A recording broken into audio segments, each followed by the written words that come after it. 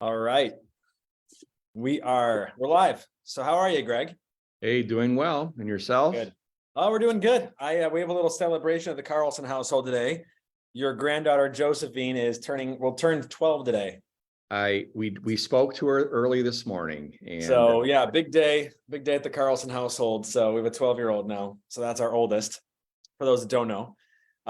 Which is pretty great. I mean, it's wow, time flies. So anyways, today, Greg, we are talking about the market. So we talk about the market all the time, you and I, pretty much every day. But we're talking to more and more people, even what I would consider kind of veteran agents, because even people who've been in the business for 10 years have really not seen a market where maybe the market was slowing down, maybe the market was shifting, maybe you didn't have offers automatically, right? So, I mean, you go back to 2012 when the market flipped. That was the first time we really saw all these multiple offers. We saw prices, people waiving everything. let me challenge something you just said. If an agent's been in the market 10 years, can they be called a veteran today because they haven't really seen anything but an up market? Well, can you be a veteran if you have never seen the mess? Well, I think you can be. I think there's varying degrees of what a veteran sees and what a veteran's been through. But I mean, if you've been in the business for 10 years, Greg, that's not nothing. That's a relatively, I mean, time flies, right? Like I have a 12-year-old daughter and I'm like, wow, that was fast. Yeah. My only point is that, a grizzled veteran is somebody that has seen multiple events or markets or changes or whatever. And so I think what I'd like to say is this, that our goal right now is we want to help agents with what we think potentially is the new conversation. And and it is new. It's not the same as it was 3 months ago, 6 months ago. It's changed significantly. And so, it's kind of like, well, what are the new questions? And again, they're not really new in the long-term 30, 40-year history, but they are new questions when you've been in the business 10 years.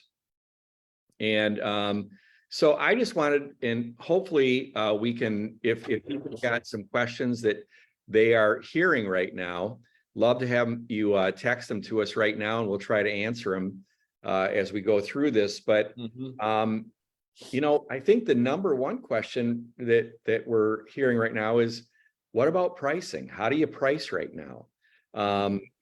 6 months ago, it didn't really matter what you priced it at. It was probably going to sell for $10 or $15 or $20,000 over whatever you put. The buyers were going to dictate. Ultimately, the buyers are still going to dictate, right? If they don't show up, if you don't have any showings, if you don't have any offers, you're probably going to be looking at a price reduction.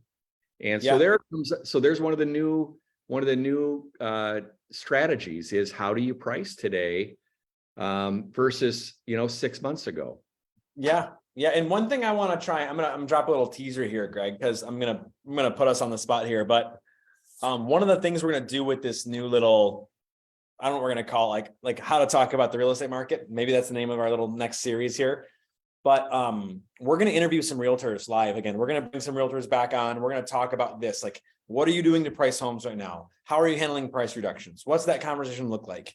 I know that you and I have oftentimes told war stories of back in 2006, 2012, when we'd list a property, we would have 3 to 5 price reductions signed at the listing table. So here's our price of $200K. And then I've got 195, 190, 185, and 180 price reductions just pre-signed. Right. We're not there yet in this marketplace, but I think back to our conversation a second ago about veteran realtors.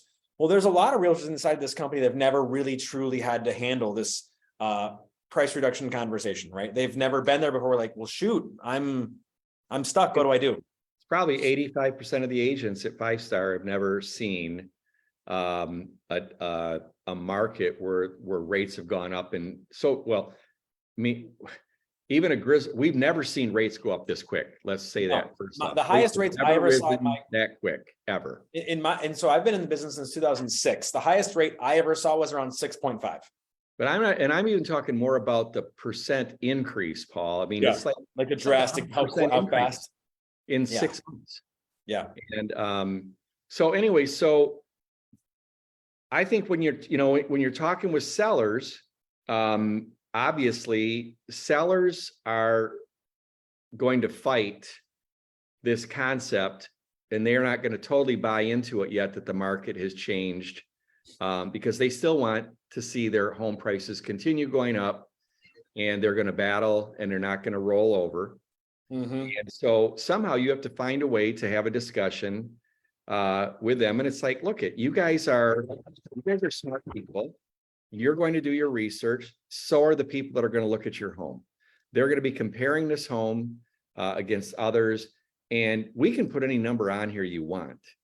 But in the end, we're going to now have to go by comparables. So let's talk about pricing real quickly here, because this is while we're on this topic, and we can continue these conversations, and we can grab other we can fine tune other areas of this conversation too. But let's talk pricing. This is what we know from the previous, when we saw sellers getting pinched previously, which I would say that sellers are a far cry from being pinched right now. I don't think the sellers are being pinched at all. I think that, they're not having confetti, when they list their property. There's not fireworks for them waiting for them when they list their property like there were. But if we look at the conversations that people had with this is the risk that you run as a realtor when you have an overzealous seller and they want to, let's say, just use round numbers. They want to price their house at $300,000. You think it's worth $250,000. Okay. This was a common spot we found ourselves back in 2006 through 2012. And what happened would be that you could either go in really hard on the front end, fight them over the price, likely lose the listing because someone else is willing to list for $295,000. So you lose your chance to list that property, right? The other thing we would see is that people would, quote unquote, buy the listing. That's what this other realtor probably just did over here. They would buy the listing by going, all right, I'm going to play ball with this seller. I'm going to list the seller's sales price. And then over the next 6 months with this person, because that's how long we would hold on to listings for, I would beat them up to get that price down to where it should be. There, you know what I'm saying? There were those two different kind of strategies out there. Yep. And it's but again, there's so much detail in that conversation. As an example, I'll give you one aspect.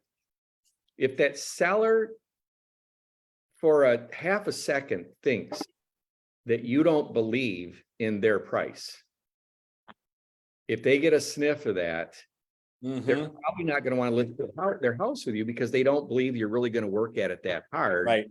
You don't believe in your numbers. So somehow you have to thread this needle into, yes, I will put it where you would like it to be, but I also would like some realism here, and I will bust my chops to sell your house at the top dollar. But if we get out, Mr. and Mrs. Seller, how long do you think in this market it should take to find a buyer? I can tell you right now that homes are still selling quickly. They just aren't selling we're just not going to have 10 or 15 offers and every one of them be $10,000 to $20,000 over asking.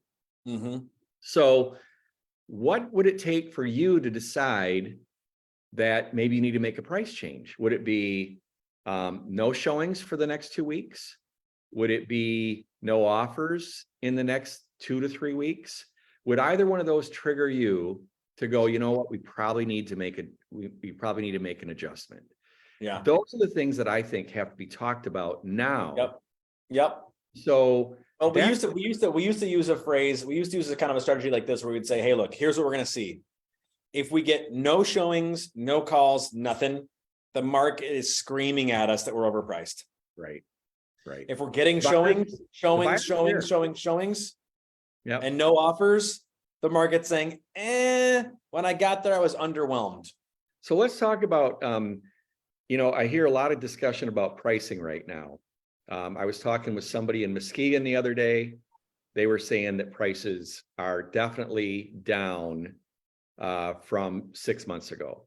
I talked with somebody in Grand Rapids today, said, no, I think prices are holding right now. We're just not seeing the appraisal waivers, the inspection waivers. Mhm. We're actually seeing now where they want it all. Plus, they might even ask for some repairs.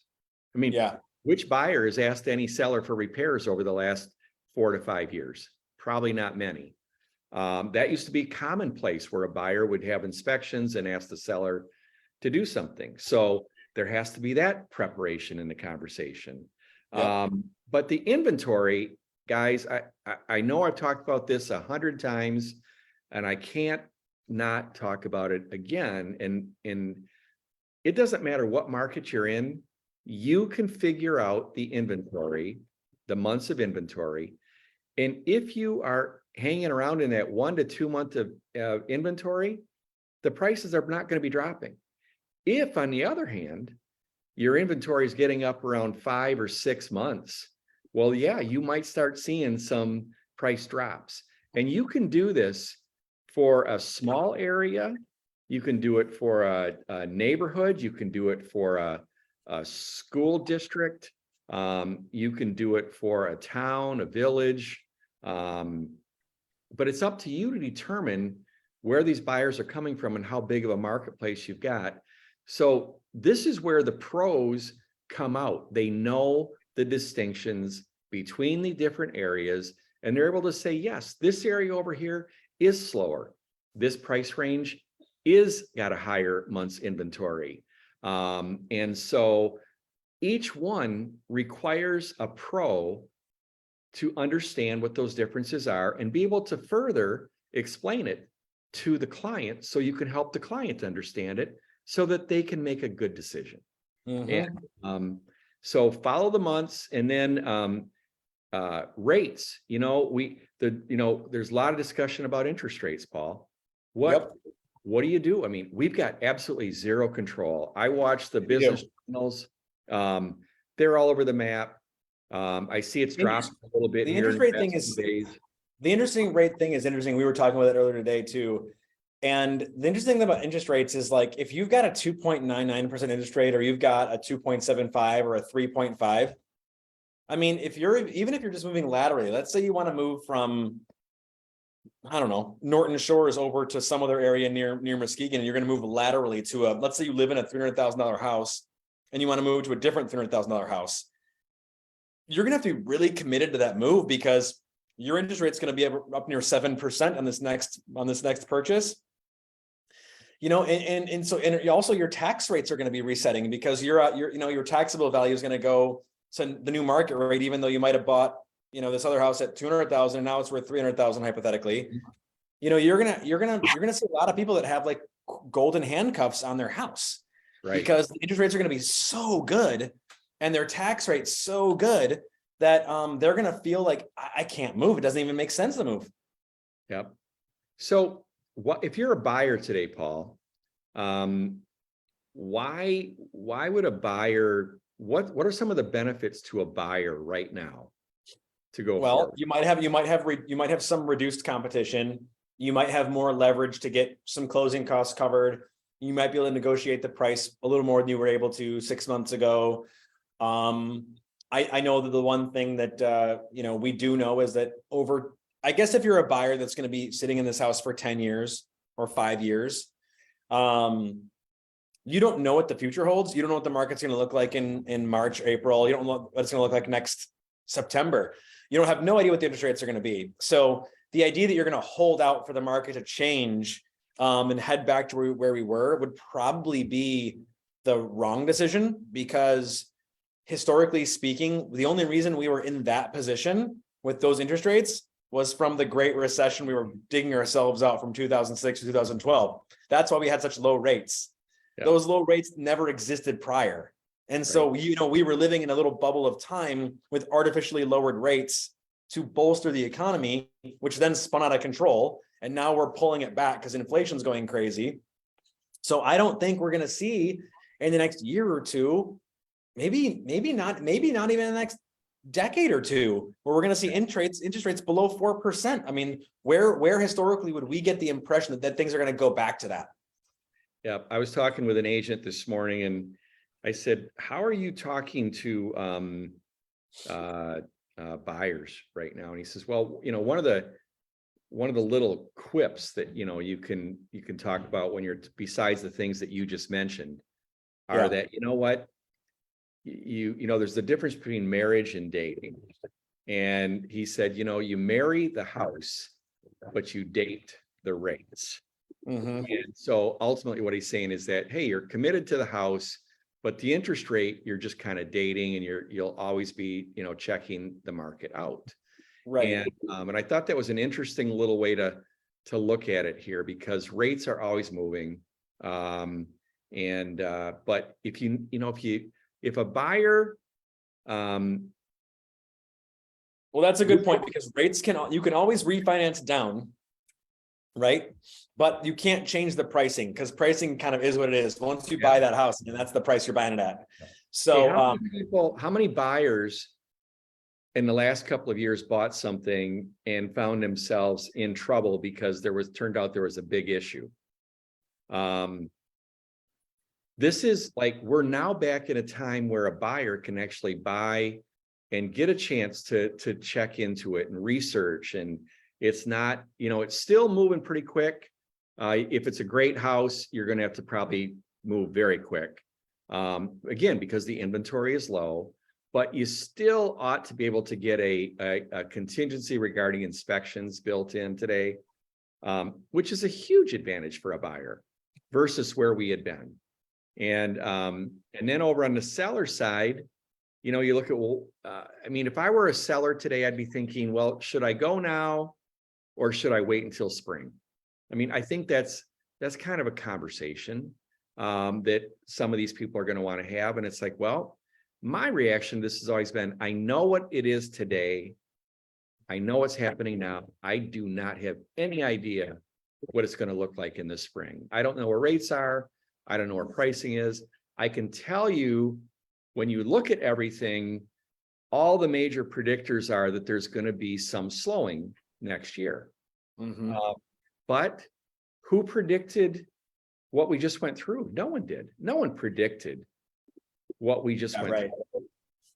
No, there's so many things we couldn't have predicted, right? We couldn't have predicted COVID. We couldn't have predicted a war in Ukraine. We couldn't have predicted any of that stuff. Yep. Let me give a couple market numbers. People want to know what's going on. Well, from September to October, we were down. The market in number of sales was down about 14% in September. And that's over September, the same month a year ago. What was that percent? It was 14.6, I think. That's sales. That's true sales. Transaction sides, let's call them. Okay. And then October jumped up almost double to 25.5%, I think. And right now we're trending in the month of November. It looks like we're going to be close to 23%.